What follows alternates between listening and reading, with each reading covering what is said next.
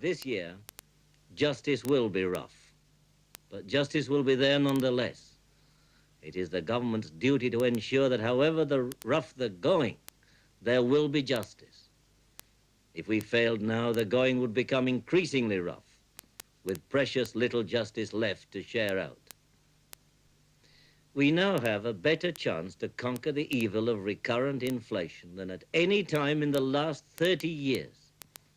The country is alerted and determined. There is a consensus in industry and between industry and government. And since we know that by the end of the 70s, our national economic position can be transformed by our North Sea oil assets, the sacrifices we make now can lead to a new era for our people. Britain's Prime Minister Harold Wilson addressing the nation a few days ago. The message he had for the people was sombre, warning of a hard time ahead as the effects of recession continue to bite into the economy. Most countries have suffered from inflation and related problems over the past couple of years, but Britain's had a higher rate than almost any other industrialised nation, and the situation's now approaching a crisis point. Unemployment's risen to the highest level for 35 years, industrial production's at a 5-year low, and the cost of living's risen more than 25% in the past year. All this has affected the value of the pound, and British companies are finding it harder and harder to compete in the field of exports.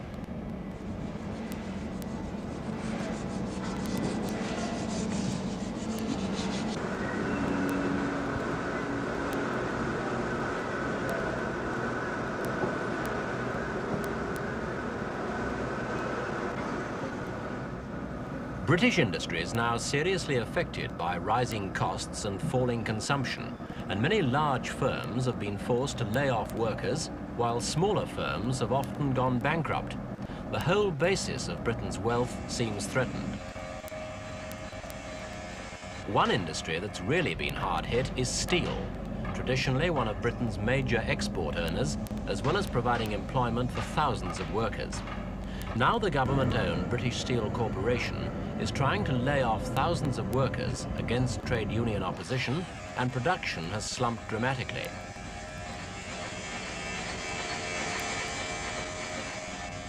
The effects of the recession aren't confined to steel. Any slump affects other industries all over the country, and unemployment's risen rapidly. Not so long ago, the figure of 1 million unemployed was seen as a disastrously high total. But the latest figures are now up to 1.25 million, and some forecasters suggest it could rise as high as 2 million before the current recession evens out. The unemployment figures have shown a dramatic increase in recent weeks as more and more companies have laid off workers and as the numbers of job vacancies have shrunk. The government, the employers and the trade unions are now all united in their belief that the current economic situation poses the greatest threat to living standards that Britain has faced for many years.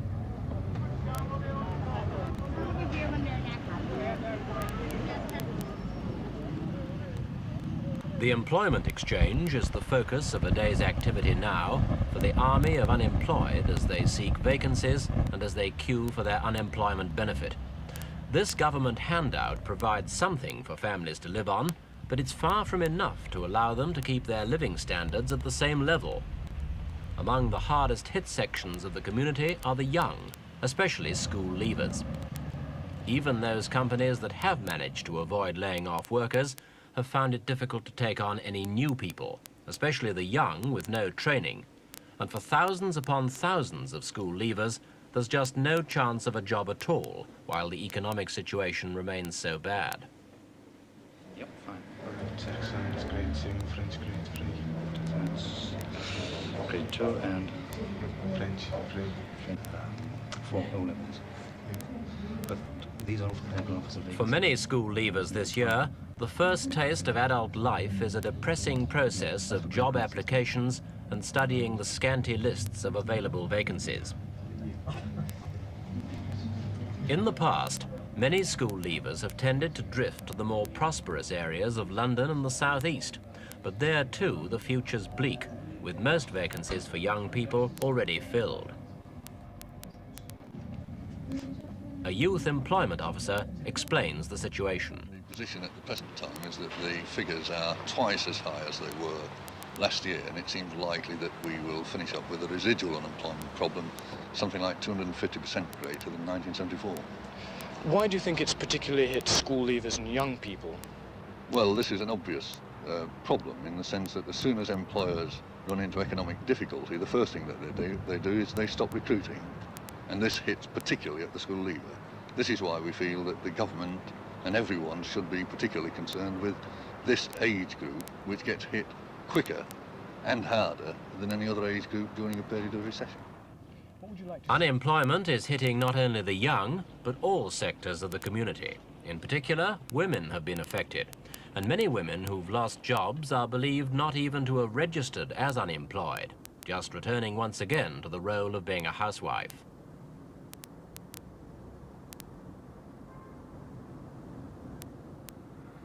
Unemployment's only one side of the coin. The other's inflation. Rising prices have seriously affected Britain's capacity to export, as the head of one major company, Sir William Mather, explains. We lost the most important order about a fortnight ago for textile finishing machinery, which would have been worth £7 million to us, and we had to put on 50% to cover for inflation over 4 years, and the difference in our price and the Japanese price who got the order was the amount of our inflation. And if it hadn't been for our inflation, we'd have got that order. And for us, a figure like that would have given us a very good base load for our textile machinery division for the next 4 years. So what are the implications of that for your employees? Well, that means that at the present moment, we don't see any very much business after this year end. We've got to get some orders, we may get some orders, but it's going to be a hand-to-mouth affair. No industries escaped the recession, but some have suffered more than others. In car manufacturing, production's down to the level of 13 years ago. And although the devalued pound has given exports a boost, the industry continues to lose ground in the home market to foreign competition. The latest figures show that foreign cars, especially from Japan, now account for nearly 40% of sales in Britain. The influx of foreign cars affects the balance of payments adversely, but it also affects the strength of British car manufacturers, who've not only seen their home market challenged, but haven't been able to find new export markets as compensation for what they've lost at home. The Japanese car manufacturers have shown signs of being willing to lessen the aggressiveness of their sales drive, but in concrete terms, there's little the government can do to protect local manufacturers, short of imposing import quotas.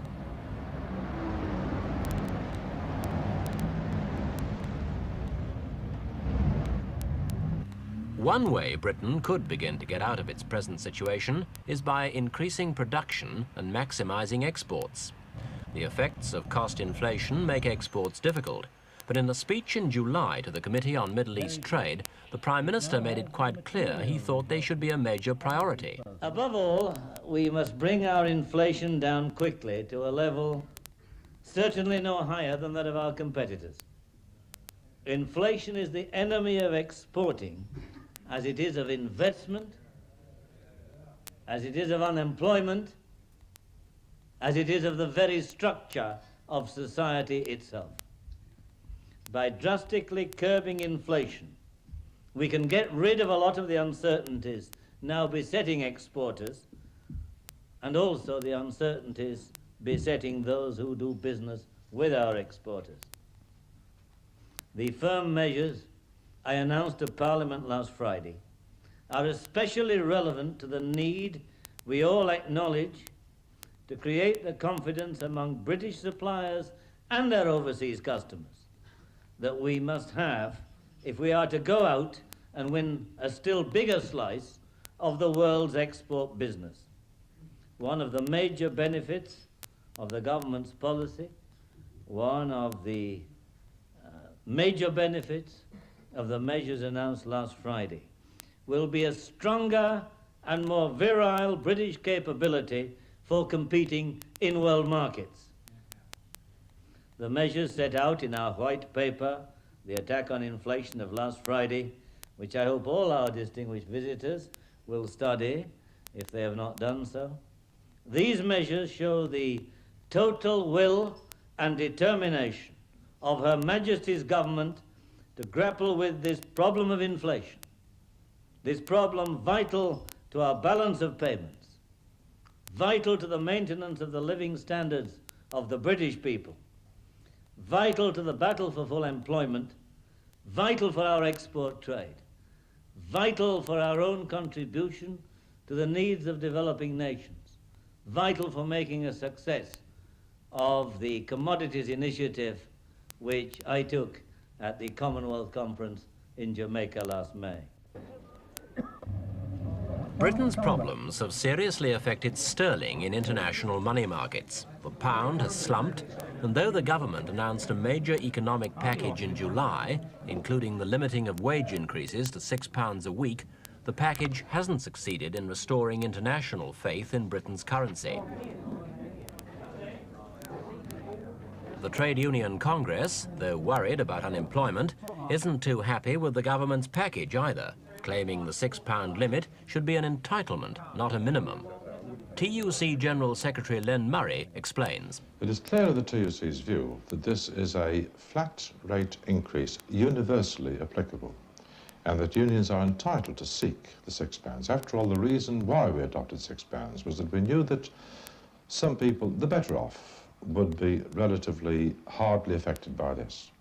Other people in the lower paid groups, we say there's room there for them to get a bit more than otherwise they would have got. It's designed to show the equity of the policy, and that's why we say that £6 is good enough for everybody, not just for a selected few.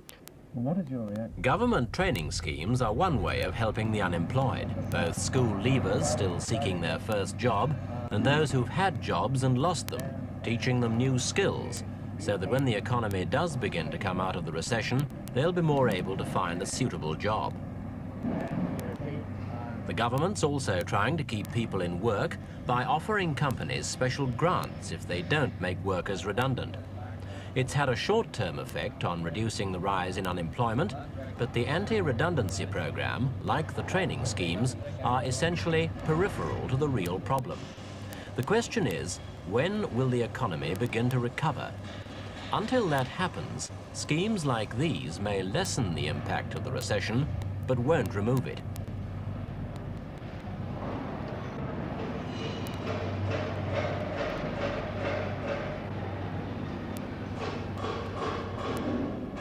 The government believes the key to the future is here, in the North Sea, where Britain's newly discovered oil fields have just begun to go into production. The first oil's already been landed, and by 1980, Britain should be self-sufficient in oil. This summer, special barges have been laying pipelines for the new fields in a race to get as much oil ashore as possible as soon as it's technologically feasible.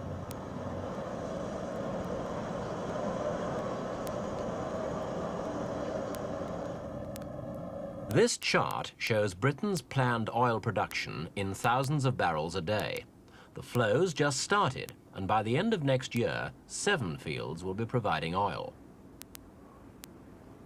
These figures are based on present production estimates from 16 fields, but by the time this graph begins to tail off, a whole series of newly discovered fields will be in production.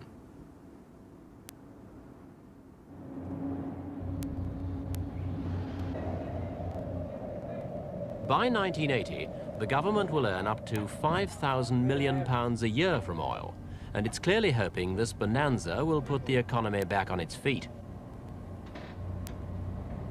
Some observers claim, though, that the oil money is already effectively mortgaged to pay back foreign money borrowed for the present crisis, and though it'll obviously help the economy, it could be less than a cure-all. And the timetable for recovery is still unclear. Sir William Mather again. Well, I think it's going to be longer than most people are forecasting, because what people don't seem to realize is this transfer of wealth from the west to the east with the oil money is a permanent thing. It's not temporary. We're going to get over it just like that. And what we've got to do is to work jolly hard to generate the wealth to pay for the increase in the cost of oil, quite apart from anything else. And it's no good trying to think we're going to improve our standard of living until we've done that. Some economists claim the government's present actions may be of some use in the short term, but don't take a sufficiently long-term view, so that overall problems aren't being tackled. Professor Donald Mackay explains. I think there will be tremendous pressure on the government, particularly from areas like Scotland, where unemployment is relatively high, to subsidise these sort of activities. I think the problem in Britain is we always think of next month's unemployment statistics. What we should be thinking about is the longer term. What we need above all is a more efficient economy. You don't get it by propping up more and more lame ducks, and I would take the view that the government will certainly become qualified as orthopaedic surgeons because the whole economy will be lame ducks. We've got to take the longer term point of view, but there will be this tremendous pressure to take the short term point of view, and the government will certainly do some of it. But it's got very little room for manoeuvre. There's very little it can do to protect us from unemployment the next 6 months or so. And above all, we must have a more efficient economy. What about? No one in Britain has any illusions about the seriousness of the situation. For the present, there's a lack of unanimity over the action that's needed to combat it. The government's outlined its plans, but they've been criticised by both employers and unions. Whatever measures are eventually adopted, it's clear that everyone will have to tighten their belts before the situation improves.